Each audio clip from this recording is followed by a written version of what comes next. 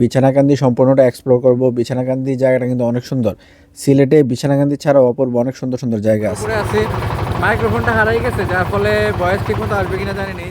যাওয়ার পথে রাজহাঁসের দেখা পেলাম, নদী পাড়ের মানুষের জীবন, ছোট একটা বাচ্চা গোসল করছে নদীতে। আর সেই ভাইরাল পয়েন্ট, দূর থেকে কতটা সুন্দর লাগছে সেই ভাইরাল পয়েন্টটা। এখানকার সাধারণ মানুষ যারা আছে তাদের প্রধান জীবিকার উৎস এই পাথর।